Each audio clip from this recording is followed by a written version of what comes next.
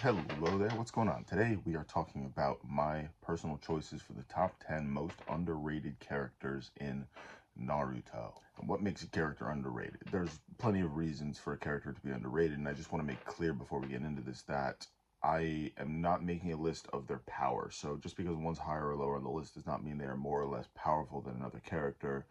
I'll explain as I go, basically, is what I'm trying to tell you. Without further ado, let's get into it. Starting from 10 and working our way back down to 1, coming up first in our 10 spot is Sakura Horo. Now, it is no secret that in classic, Sakura was, to put it nicely, less than useful. However, to say that she is a fully useless character undermines all of her achievements. Considering she comes from a family that has no Kekkei Genkai, Kekkei Toda, no familial jutsus, no knack for being an incredible ninja, and she works her way up from being effectively nothing to head of the medical corps and this, that, and the other thing, as well as a very, very successful and effective shinobi and doing humanitarian work outside of the village as well. I think she does deserve to be on this list. Sakura in Classic realistically gets overshadowed by the fact that her family doesn't have anything particularly special about her, and the fact that Team 7, her team, is made up of Sasuke and Uchiha with the Sharingan, Naruto, and Uzumaki with massive chakra reserves, and the son of Minato as well. Not to mention he's the Nine-Tails Jinchuriki, and the teacher, Kakashi, who is at the time probably the most effective Jonin that they have.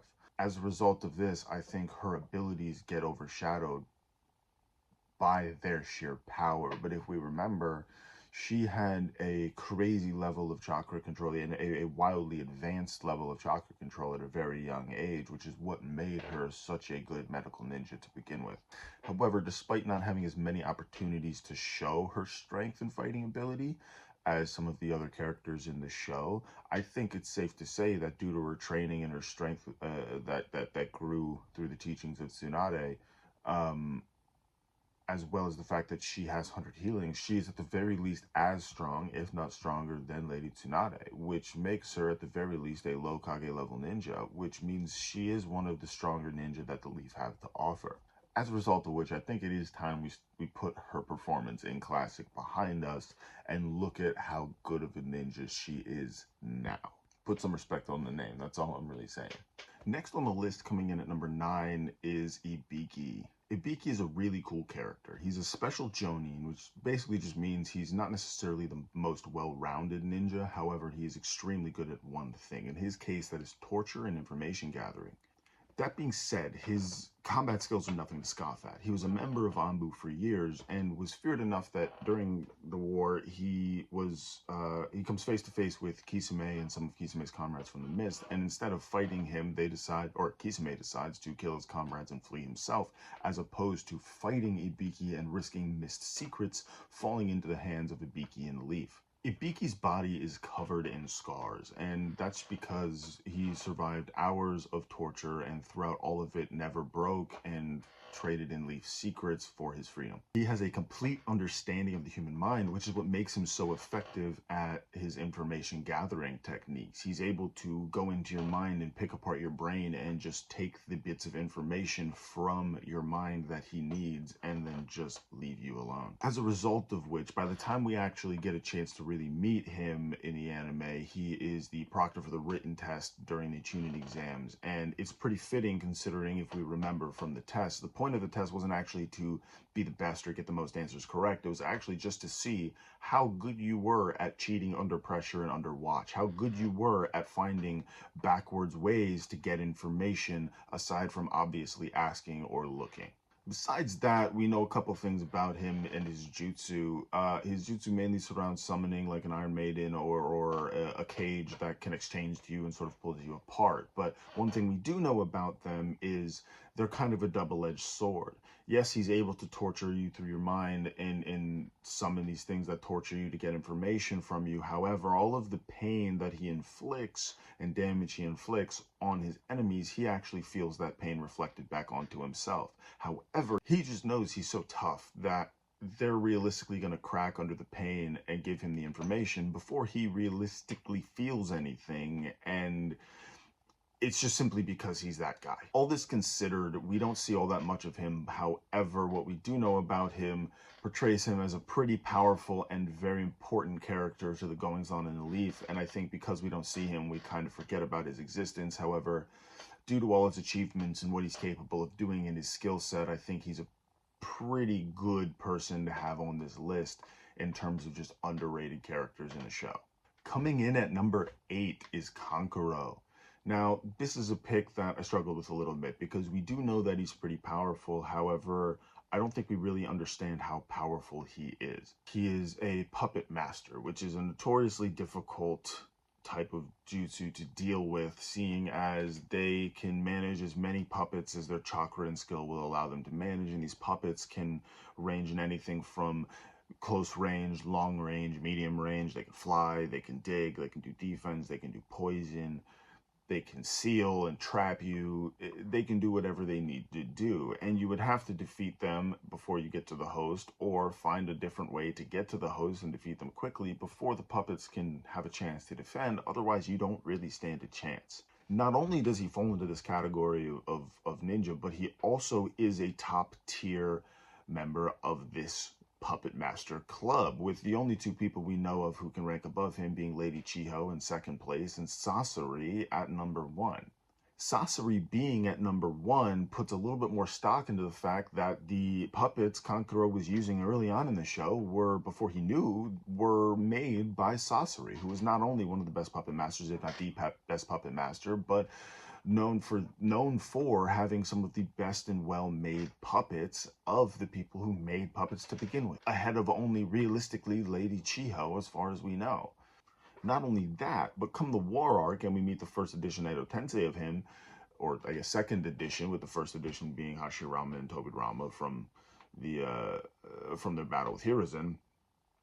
Sasori not only compliments Kankuro on his ability to use the puppets, but also awards him the rest of his puppets upon defeating him, including the mother, the father, and the 3rd Kazekage with the Iron Sand. And we can only imagine the other ones he was gifted due to how many he had control of during the Sakura and Lady Chiho fight. All this being said, considering the only times we really get to see him, he's either giving up his match in the Chunin exam or losing to Shino, or just kind of struggling to keep a hold of Gaara, or losing to Sasori, I think it goes over our heads how realistically powerful in theory he would have been if he wasn't on the wrong side of the plot armor. In theory, Kankuro is one of the more powerful shinobi that exists in the Great Nations, whether it be because he's actually that powerful or because he's the best at one thing that not a lot of people have experience in dealing with, being puppet masters. I definitely think he deserves to be on this list. In the 7th spot, we have Neji Hyuga. Now, this is one on my list that I would accept arguments against because we do know quite a bit about Neji, and we do know quite a bit about his power. However, there are other reasons that I have him on this list that I'll get into. Not only is Neji part of the Hyuga clan, user of Byakugan, but he is also one of the more well-versed members of that clan, mastering a ton of very powerful and very advanced jutsu at quite a young age. He is also highly intelligent and ultimately goes on, admittedly in a non-canon arc, the 2nd Chunin exams during Naruto's hiatus with Jiraiya between the Classic and Shippuden. He demonstrates his skills so well in that, if you would like to consider that part of the story, that he ultimately gets promoted straight from Genin all the way to Jonin, skipping Chunin altogether. Despite all of that, in my opinion, he gets a little bit overshadowed due to the fact that he's not introduced as a particularly likable character, and he loses to Naruto in the Chunin exams, which I think give people a bit of a indication that he's not as good as he's maybe made out to be, and doesn't consider the fact that Naruto has plot armor as the main character, but also is really powerful and really tough character, especially due to how unpredictable he is. But when you consider the actual strength of the Hyuga clan jutsu, as well as the strength of the Byakugan itself, it's pretty hard to consider him anything other than an extremely powerful ninja. And had his story not ended the way it ended, he likely could have been a ninja. Obviously not quite to the caliber of the reincarnations of Indra and Ashura. However, he definitely could have been an extremely powerful character. However, I think his backstory is one of the more well-written and deeper in terms of meaning, coming down to all of the stuff between his father having to give his life in place of his uncle Hinata's father, him being part of the side family, and always being sort of treated as less than as a result, and he not getting treated more, and having a lot of resentment towards her, leading to his character being a little bit dislikable at the beginning, leading all the way up to him getting beaten by Naruto and switching up his mindset to him giving his own life in protection of his comrades, something he never would have done at the beginning of the show when we met him. Because of this, and again, this is probably the only one on the list I'm willing to argue with, I do think he's a bit underrated. Not necessarily in terms of his strength, although I do think people underestimate how strong he is / could have been. Had his story not ended the way it did, I do think he would have been one of the more powerful that the Leaf had to offer had he had the chance to grow up. Hence why I have him at 7 and not higher up on the list. At number 6 is Yamato. Yamato is another character that we actually do know a bit about, and we actually do know a little bit about how strong he is. However, I don't think people really consider how strong he actually is in terms of potential. Not necessarily what they show in the show, but what he realistically could do. When we're introduced to Yamato, he's fighting a bit of an uphill battle with the viewers because he's there to replace Kakashi as Team 7's leader in the story.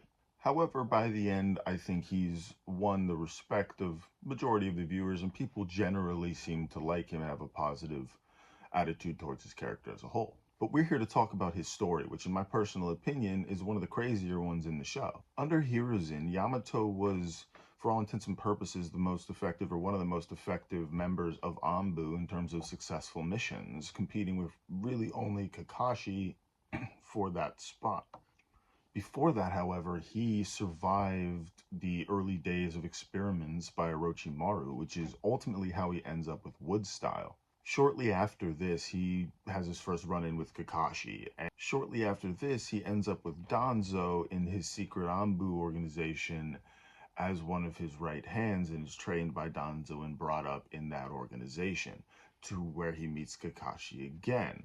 Ultimately, them meeting over and over again, Kakashi is able to convince Yamato to leave that organization and come to the village, where Kakashi sort of teaches him how to re-enter society, and where Yamato ends up in Anbu with Kakashi, and they do their Anbu things.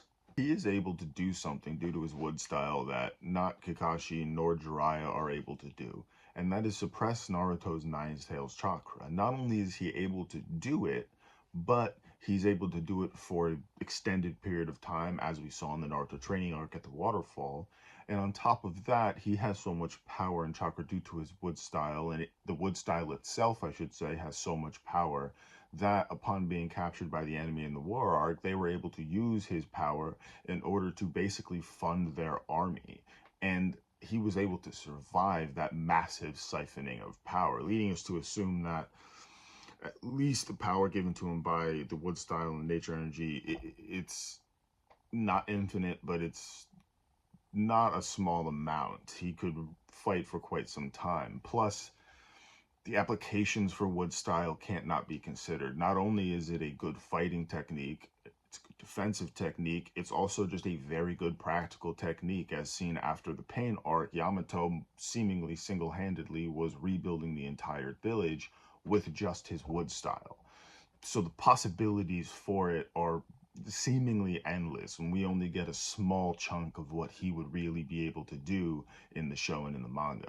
I think due to all of this, it's pretty safe to say he's a safe bet for this list as one of the more underrated characters, because at the beginning he starts off as a bit of a fighter, and you see him in a couple situations, but by the end of the show he's captured, so he's kind of written out of the show a little bit, and then when he comes back in Aborto, it's kind of just a joke character, unfortunately. But I do think that if they really dug into his character, they could have easily made him one of the more powerful characters in the Leaf. Coming in at 5 is Shino Aburame.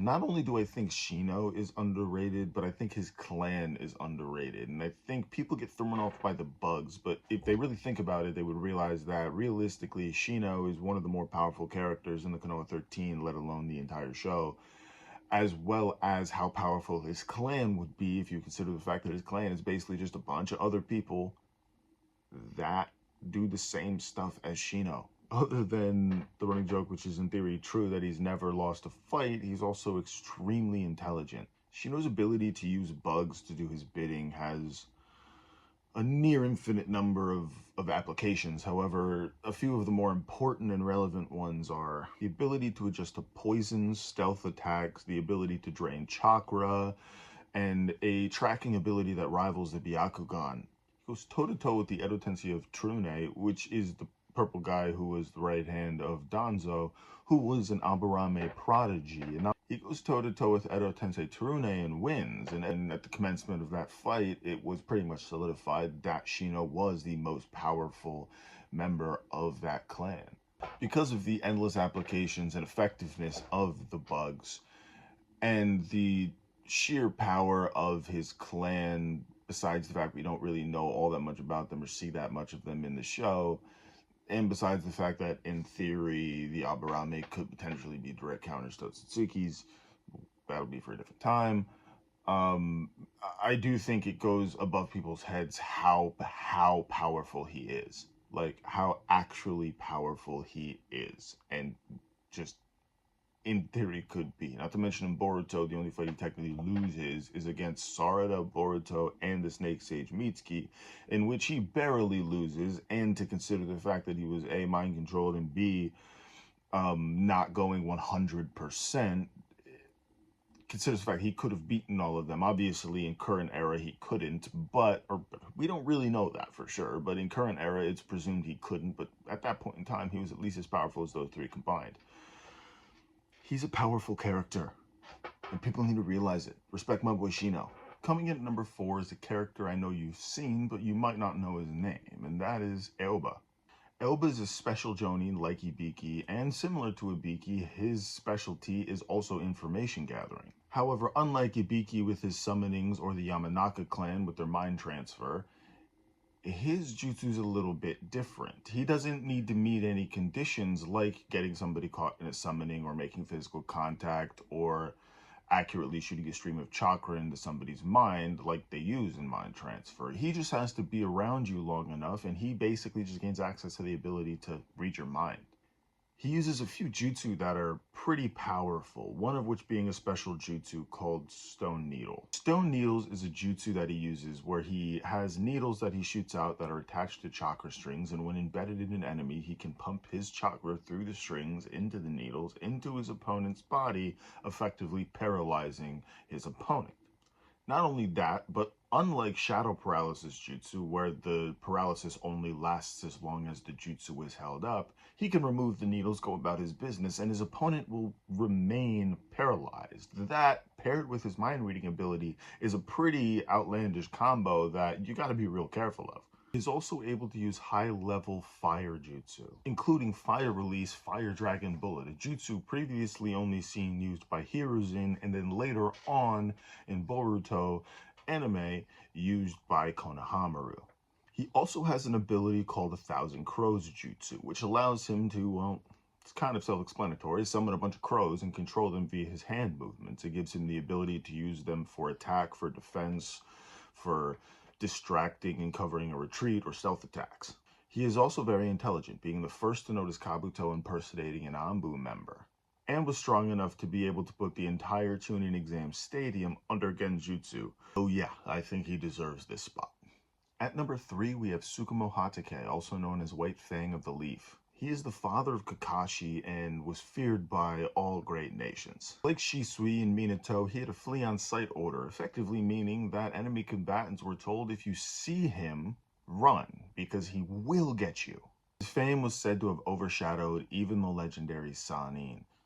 Minato was even quoted as saying that during the war, if they faced each other, it was very likely that Sukuma would have been able to beat all 3 Sannin in combat. In the end, his story is all but written from the Leaf's history due to the fact that on a mission, he ultimately abandons said mission to go save some comrades, and upon returning to the Leaf, he is ridiculed and ostracized and isolated, because that's a big no-no in the ninja community, all leading to him, unfortunately, taking his own life.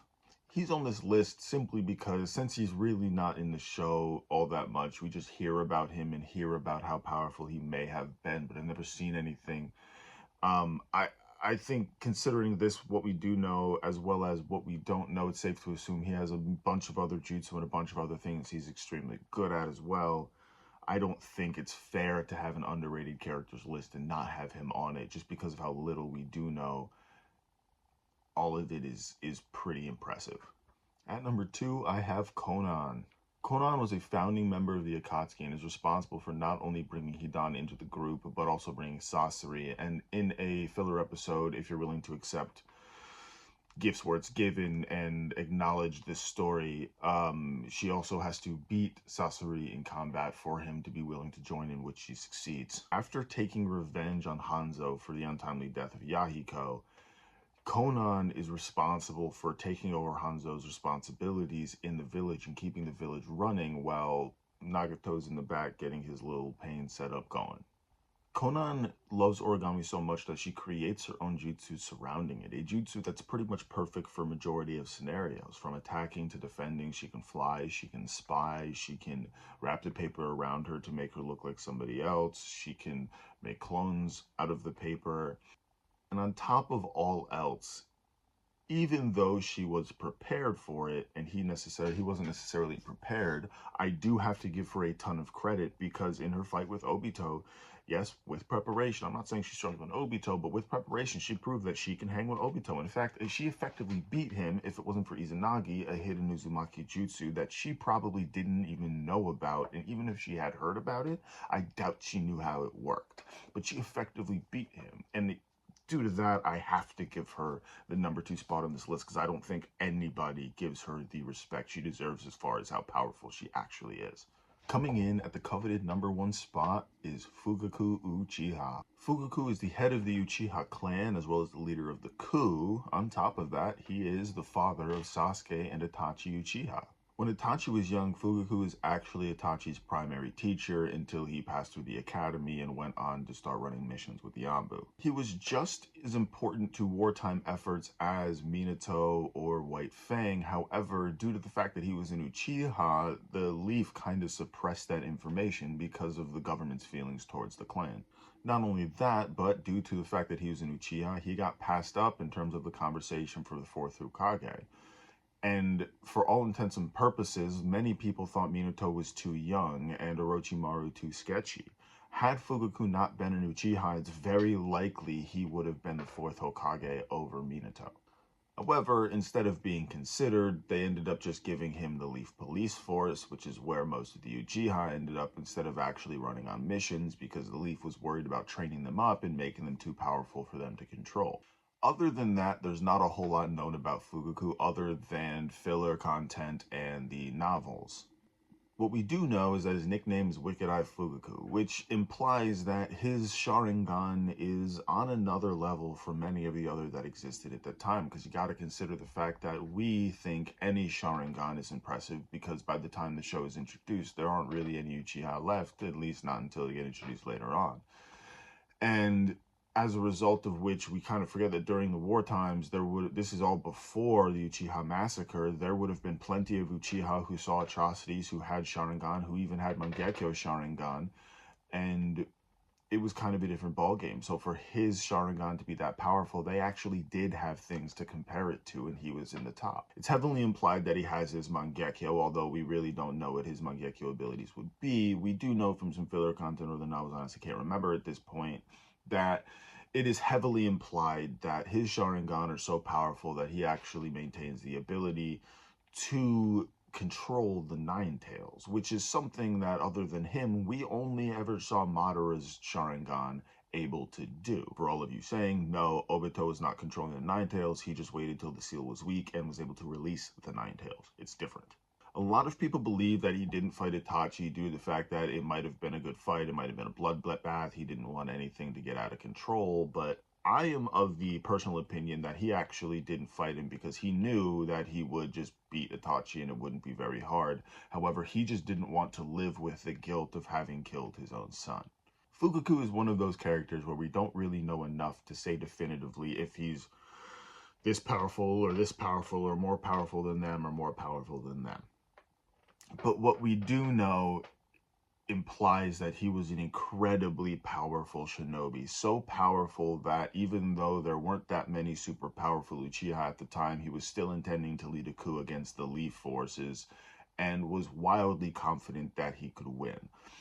And the only reason I could imagine being that confident is because of one of two things. Either he was confident enough in his group's ability to take on the forces, and then his ability to defeat Danzo and or Hiruzen in the midst of that battle himself, or because he didn't really care and was so confident that he alone could realistically take on the Leaf that it didn't really matter what happened. Either way, that's a scary thought to have.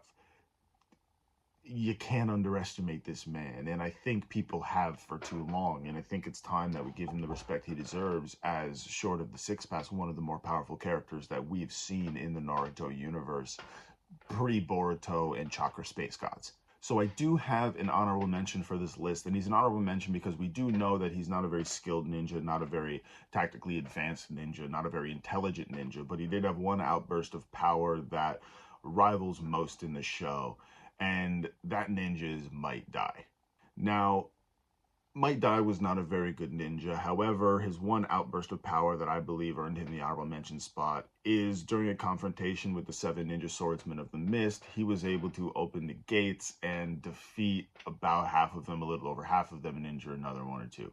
It did cost him his life. However, nobody in the show was shown able to do that to the 7 ninja swordsmen of the mist. That's why he gets my honorable mention. After all that, it brings us to the end of the video. Leave any comments, questions, ideas for future content. I can do other anime. I can stick with Naruto. I have a couple of videos in mind, but let me know what you guys want to see next.